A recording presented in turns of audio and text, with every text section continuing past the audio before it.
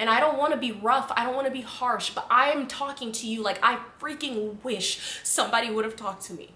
I think we live in a world currently where everyone is telling people to just be strong, stay positive. There is something called toxic positivity, and if you're not careful, it can dive you into really bad mental health issues, okay? Healing is not about just moving on, okay? It's about you have to face things head on. You cannot be scared of your feelings. You have to be able to sit with this pain instead of numbing it. So let's put this in the thought of like an active wound, okay? If you just keep covering it, yes, you're thinking, okay, I don't want it to get infected. I don't want anything bad to get into this. Or like if I put alcohol on it, it might burn. But here's the thing, if you put alcohol on the wound, give it some Neosporin and let it breathe, what's gonna happen is your cut is gonna heal up a lot quicker. You can't just put a Band-Aid on something without properly disinfecting it, without properly cleaning it out first. If you've been dealing like with the breakup, for example, right? Okay, it's so easy to be like, let me just block this person and act like they don't exist. Let me act like they're dead to me, right? But what happens if you see them in the street next week? Okay, you see them walking and you just freeze. What's gonna happen? This person's not dead. You haven't addressed your feelings. You haven't healed from it. So you're still kind of at the mercy of that person. You really have to go in and say, what happened? Why am I hurt?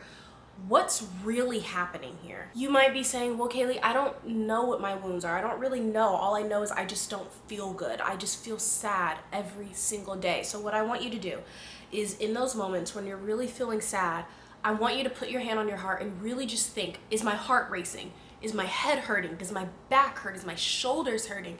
Because your body will also tell you things. So if your shoulders are tense and if they're hurting, what that's gonna tell you is, hey, you're carrying too much stress. You're carrying too much weight on your shoulders. You're trying to put the world on your shoulders. So if that's what you're noticing, look in areas of your life where am I trying to save people? Where am I trying to put people on my shoulders and carry them so they can see over the crowd, but yet my head is down because, oh my God, they're so heavy and I'm just trying to keep them up.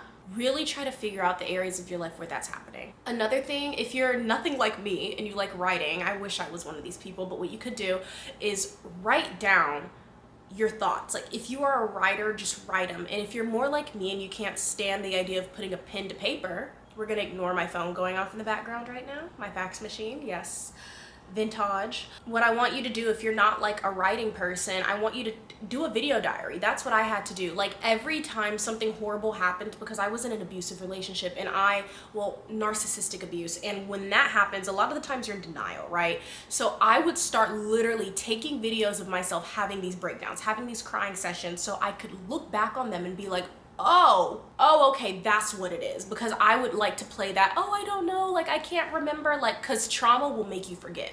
Trauma will make you forget. So try to find a way to hold yourself accountable. Write some things down, do a video diary. You're not stuck because you're weak. You're stuck because you haven't identified what's actually holding you back. And when you start to write these things down, you can start really seeing, okay, well, now this is what I'm going through. I feel this way every day. This is what I'm going through. Now, what is that in-between thread? What is that through line, as I called it during my acting classes? What is the through line here? Is it guilt? Do I feel guilty because I'm not leaving a situation that I know I shouldn't be in? Do I feel guilty because I'm contributing to a situation and I know better? I shouldn't be acting like this. Or is it anger? Are you upset with someone because you didn't get an apology that you felt you were owed, or something like that? This will really help you figure things out. Like for me right now, funny enough, this YouTube video is part of my process of getting unstuck. I am coming out of a phase in my life where I have just felt so down and depressed, and I had to realize this is not me. This is not what I'm used to doing, and what the hell just happened? And I realized I feel unfulfilled. Well, why do I feel unfulfilled? Because I'm waking up every day doing a job that I hate. Why am I choosing that for myself? That's when I had the reality of, okay, you don't want that for your life anymore, let's change it. So once you identify these things, the next step is you have to forgive yourself, because you might immediately start feeling like, oh my gosh, how could I not have seen this all along? The answer was right here in front of my face. What? You have to be able to be so gentle with yourself and forgive yourself. I just have to say, this tea is so good. And you have to remember, forgiveness, especially if it's tied to a person, say you were betrayed, or say something really traumatic happened to you, or just say like, your expectations of some type of scenario wasn't met, whether that's your job, something you've done. I've had to do this with myself recently, but it's not about forgetting or excusing the behavior, okay? Especially when you're dealing with really bad people, okay? But rather, it's releasing the pain and the control that it has over you. You have to realize it's you, not them. I like to get a little biblical, okay? And here's the thing, even if you're not religious, even if you're not a Christian, you can still take so many beautiful lessons from the Bible, okay?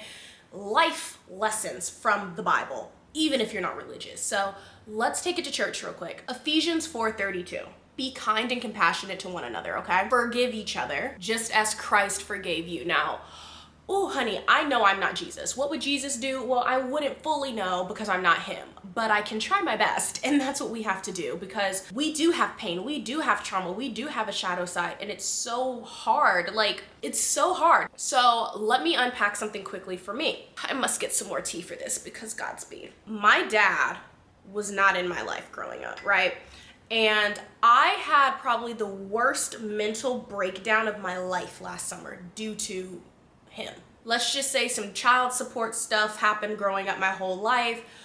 Court documents, now that I'm of age, that I could see, like, without putting all my business out there, it was just really bad. And my dad basically wanted me to wipe all of his wrongdoings in the eyes of the court. And I said, that's not between me, that's between you and my mother. And because of that, he basically wanted to walk out of my life for forever, told me I was a horrible daughter. It was just really bad. And then fast forward, he comes back into my life, tries to make things right, and I find out that he's been married for 12 years. I have a stepmom that I never knew about for 12 years, and I had been in contact with him off and on, and I never heard about this. And I felt so betrayed. I felt so hurt.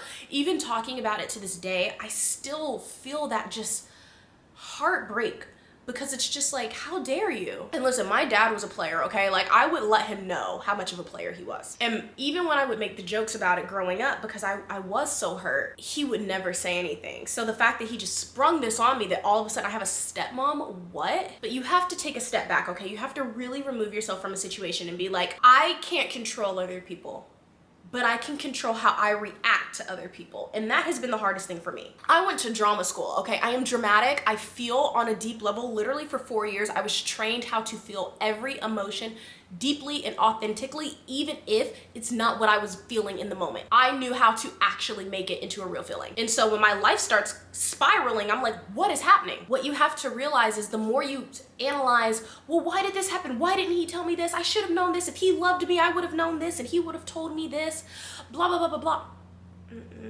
No, baby girl, that's going to hurt you so deeply. So what I want you to do is this. And again, if you're not a writer, you can do a video version, but I do actually suggest you put it to paper. And even more so, you could do like voice to text. For my fellow neurodivergent girlies, we know, like, our brains, hand to paper, but what I want you to do is write a letter to whoever hurt you, whether it's your mom, your dad, your sister, a family member, a teacher, a spouse, a partner, anyone. I want you to write a letter and just let all of your emotions come. And here's gonna be the scary part, because you're not gonna wanna relive these moments. You're not going to want to. You're going to want to run. You're gonna wanna not be honest. You might even start experiencing the emotion again. And that can be so scary, because you're like, oh my God, I thought I healed. Oh my gosh, this is coming back up again. I put it in the closet. It's all the way over there. Now I'm having to bring it back out and bring it to life again and relive that. Here is the thing. You have to detox. Like, literally think of it as an illness, okay? Think of it as, like, literally you have a cold, okay? If you don't treat the cold, if you don't take the medication to bring all that stuff up and out, it's just going to sit and continuously infect you, and it's just gonna get worse, and then you're gonna get the flu, and then you're gonna be in the hospital, and it all started from allergies, all because you didn't take your Zyrtec. And you just have to face the music. And so if you know that emotions can be heavy for you, have a support system around you. If you do not have a support system around you, what I need you to do is this. You need to create a dopamine list, okay? And before you do this, you need to know, what are some things that I can do that immediately makes me feel better? These dopamine lists have really transformed my life, because I struggle from chronic anxiety. It's really bad, and it came from being in a narcissistic, abusive relationship. I have very bad anxiety. And so sometimes my heart just starts racing, or I get depressed, and I'm like, what is actually happening? Where did this come from? I don't even know. So in those moments, you have to say, oh, a cup of tea. Even if it's the smallest thing, even if it doesn't feel transformative in the way that it helps you, you need to do it. Even if it's just walking, even if it's just putting my feet in a hot tub of bath water. That's very specific. Don't knock it if you haven't tried it. Something like that. So when you're done with this, you can have a moment with yourself to just feel better. You can take care of yourself. But what I want you to do is once you finish this letter, sorry, I know I'm a talker. Once you finish this letter, what I want you to do is don't give it to anyone. Don't give it to anyone. I want you to burn it. But please be careful, okay? Let's not play with fire and be dumb, okay? But I want you to burn it or destroy it or shred it or flush it down the drain. I don't care what you do. You just need to destroy it, because what this is going to represent is you saying, this is what you've done to me.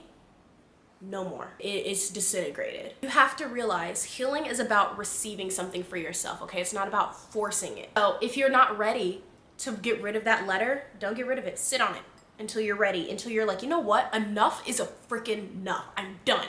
Burn it. If you're on the fence and you're just like, I don't know, burn it. Burn it. Burn it. Because there's that higher version of you that's saying enough is enough. But it's fighting with your current self. And it won't let go. The beautiful thing about healing is it allows you to tap into your feminine energy. And as women, this is so important, because feminine energy, true feminine energy, the feminine energy that everyone talks about, that all the men want, that all the girls want to be, it's not about being fake and being, it's about allowing genuine, authentic space for your emotions and not judging them. Because what happens is when you can do this, femininity is flow. Okay, that means being able to be happy, being able to be sad. And no, don't let people convince you that that's bipolar. Now, there is a real bipolar disorder. The way you know you're in your feminine energy is when you're able to be like, oh, something has happened, something affects me, I don't like that, let me sit with that. Oh gosh, I want to cry. Because what's going to end up happening is crying releases certain chemicals in your body that actually make you feel better. That's why you take the baddest nap after you got your butt torn up as a kid. So you have to release those chemicals in your body, okay? Or they will poison you. Every time you choose to face this thing head on, every time you choose to face your pain head on, you are becoming stronger. You are. And it's scary. Oh my God, is it freaking terrifying. But if you can do this, I'm gonna actually cry for you, because if you can do this, you're gonna get to a point where life feels light again, because you're not suffocating. I used to wake up every day, and sometimes I still do. I wake up and I feel like I can't breathe. I feel like I'm literally suffocating. But that's because I'm holding on to stuff. I'm holding on to what I didn't do right, or what I could have done, or oh my God, I let my family down. No. Quiet the voices, okay? Psalms 34:18, okay? The Lord is close to the brokenhearted, and he saves people who are crushed. I literally felt crushed. Sometimes I still feel crushed, but you have to take that time and be like, you know what? Even though I feel crushed, pressure creates diamonds. But again, you don't stay in that pressure. You don't continuously crush until there's nothing left, okay? You have to remember God has a plan for you even when it doesn't feel like it. Honestly, I'm in a season of my life where I'm like, what is actually happening to me right now? I have my own business. It's great, but I'm like, I know that's not what I want to be doing. I want to do this. This is what I want to do. I, from a young age, have been told, oh, you could be a counselor, you could be a therapist, blah, blah, blah, blah, blah. But I was like, I don't want to go to school for that. YouTube, but it's not worked for me in the past. But you know what? I'm like, we're gonna go for it for real. We're gonna put our real authenticity into this. And that's what I want you to do in your life, is put your real authenticity into something. And if somebody's doing something that you don't like and you're like, I'm so sick of this, leave. And it's not easy. It is not easy. And maybe I'll do a video about helping you do that, but it's not easy. But if you keep putting yourselves in situations that you're continuously having to heal from, that's on you. And I don't want to be rough, I don't want to be harsh, but I am talking to you like I freaking wish somebody would have talked to me. God has a plan for you. I put makeup on, guys. I can't be crying like this. I showed up to look pretty for you. God has a plan for you, okay? So if you are, I'm gonna cry with you. If you are feeling broken, if you are feeling hurt, it is time to take control back. If this video has made it to your For You page, it's because it's time to stop pretending that you're okay, okay? You're not okay. And that's okay. Well, what a first video back. So I really hope that this was able to help someone. You know, I have a dream that I'm gonna help millions, but I guess we have to start somewhere, and I just hope that it helped someone. And that you keep coming back, because I have a lot to get off my chest personally, and I really think that my story can help a lot of people. So until next time, I'm really looking forward to seeing you guys, and it's gonna be okay.